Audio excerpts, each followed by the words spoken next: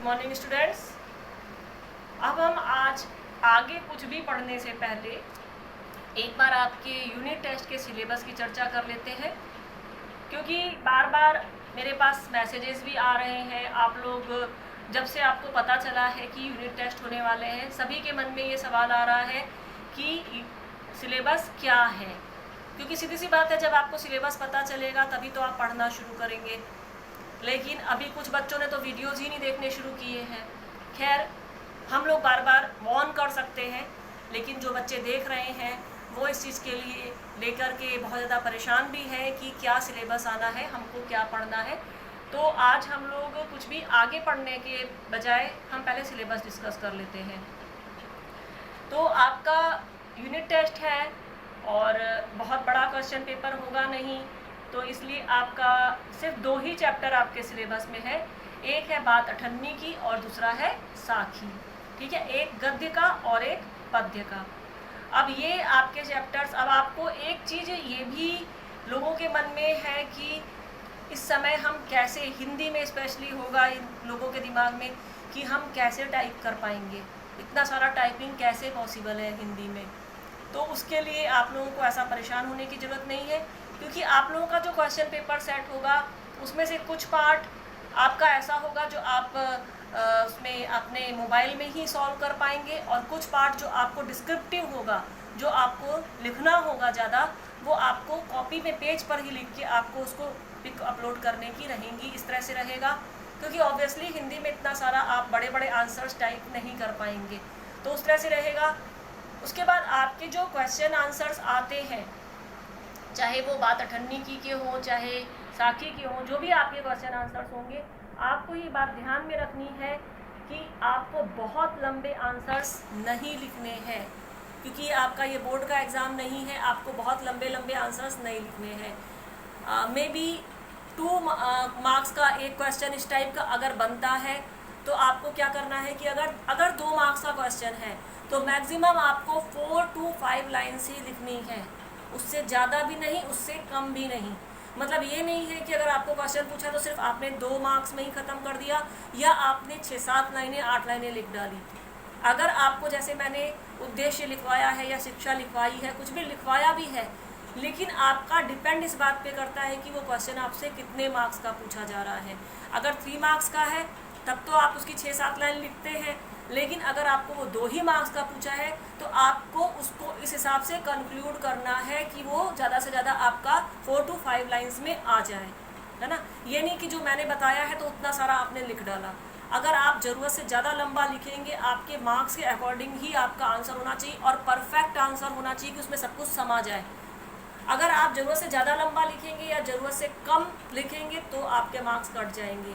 Next thing, जो भी हम बता रहे हैं, जो भी आंसर्स लिखवाए भी हैं, अगर आप एज इट इज़ वैसे का वैसा लर्न करके लिख देते हैं और आपकी एक भी मात्रा की भी गलती नहीं होती है, तो भी अगर वो 2 मार्क का क्वेश्चन है तो आपको सिर्फ 1 ही मिलेगा, क्योंकि आपको एज इट इज़ टीचर के शब्दों का या आपने कहीं से पढ़ लिया है उसका आंसर वैसा का वैसा आपको नहीं लिखना है। आपको अपनी भाषा में ही फ्रेम करना आना चाहिए आंसर। वहाँ पर फिर आप कहीं भी आर्ग्यू नहीं कर पाएंगे कि मैम आपने तो लिखवाया था, मैंने तो फुल स्टॉप और कॉमा के साथ वही लिख दिया, फिर भी आपने मुझे मार्क्स क्यों नहीं दिए। बिल्कुल नहीं मिलेंगे, आपको अपने शब्दों में लिखना है। हम सिर्फ एक आपको गाइड कर रहे हैं कि किस तरह से आंसर लिखे जाते हैं, ठीक है। उसके अलावा साखी में से आ सकता है कि जैसे आशय स्पष्ट कीजिए टाइप का आता है, क्योंकि साखी में तो आएगा नहीं कि कबीरदास कौन थे, कि उन्होंने गुरु को कैसे बोला है, ये सब तो नहीं आ सकता है ना कि साखी।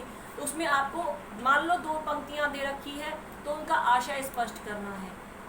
आशय स्पष्ट करने का मतलब ये नहीं है कि पढ़ाते समय टीचर ने जितना भी उसके बारे में बताया था हमने सब लिख डाला, सब नहीं लिख डालना है। उसका आपको शॉर्ट एंड स्वीट आंसर लिखना है। कितने मार्क्स का है उसके ऊपर डिपेंड करता है, सबसे बड़ी बात तो ये है। अच्छा, उसके बाद आपको बात अठन्नी की पार्ट भी है, मान लो आपको उस पार्ट को बहुत अच्छी तरह से बार बार पढ़ना है, क्योंकि कभी कभी क्या होता है कि पता ही नहीं चल पाता है कि कहाँ से ये पंक्ति उठा ली गई है, उसका अंदर का मतलब क्या है। मान लो आपको 2 मार्क्स का क्वेश्चन है और उसमें आपको 2 या 3 क्वेश्चन पूछ लिए गए, 3 मार्क्स का क्वेश्चन है, 3 क्वेश्चन उसमें एक ही में मिक्स कर दिए गए हैं कि रसीला कौन था, उसको क्या और क्यों सजा हुई।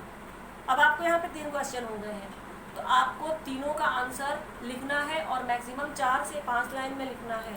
तो आप वहाँ पर रसीला का लंबा चौड़ा परिचय देने नहीं बैठ जाएंगे कि आपने 3 लाइन तो रसीला के परिचय में ही निकाल दी, उसके बाद फिर 2-3 लाइन निकाल दी कि क्यों हुआ, कितने माह की सजा हुई, वो तो आपका सीधी सी बात है कि एक ही बार में हो जाएगा आंसर कि 6 माह की सजा हुई। क्यों हुई के लिए हमको 2 लाइन लिखनी ही पड़ेंगी। और फिर ज़्यादा से ज़्यादा परिचय के बारे में आप कोशिश कीजिए कि आप एक ही बार में उसके बारे में 2-3 जो भी शब्द बताना चाह रहे हैं वो बता दीजिए। तो आपका मैक्सिमम 3 से 4 लाइन, अब बहुत हो गया तो 5 लाइन का। ये भी नहीं कि आप एक ही लाइन में समेट दें सारा की सारा कि रसीला एक नौकर था, उसे 6 माह की सजा हुई क्योंकि उसने चोरी की थी, बस ऐसा लिख देंगे तो आपको मार्क्स नहीं मिलेंगे। तो आपको इस तरह से लिखना है। आशय स्पष्ट करना है तो आपको आशय को किस तरह से स्पष्ट करना है, शॉर्ट एंड स्वीट। आपको आपका आंसर सही आ जाना चाहिए कि आप जो उसमें बताना चाह रहे हैं वो आपका आ जाना चाहिए।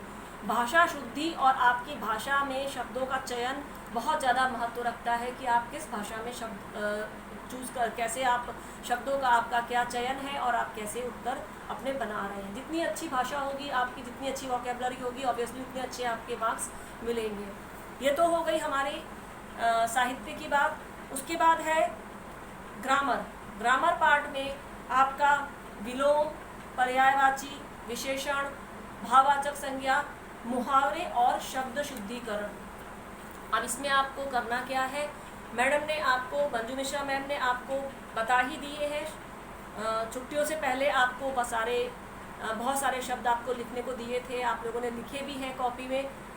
लेकिन फिर वहाँ पे वही बात आती है कि अब आप लोग 9th-10th में हैं, आप सिर्फ उन्हीं शब्दों के ऊपर डिपेंड नहीं रहेंगे कि वो जो बुक में से हमको लिखने को दिए थे बस वही शब्द आए।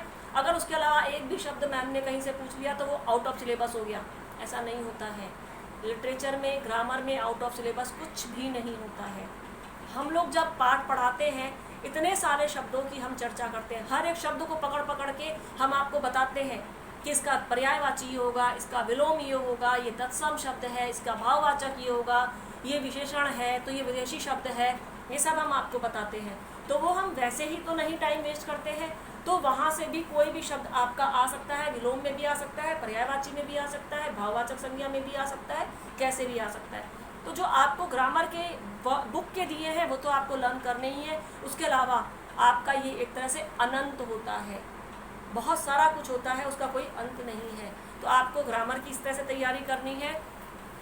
इसका सीधा सिंपल तरीका यही होता है कि आपको बुक में वर्ड्स बहुत सारे दिए होते हैं, हो सकता है कि मैम ने उसमें से आपको 25, 30, 40 जो भी शब्द आपको टिक करवाए हों कि वहाँ तक करने हैं, लेकिन कोशिश ये करनी चाहिए कि आप समय निकाल के कैसे भी करके आप बाकी सारे शब्दों को भी पढ़ डालिए।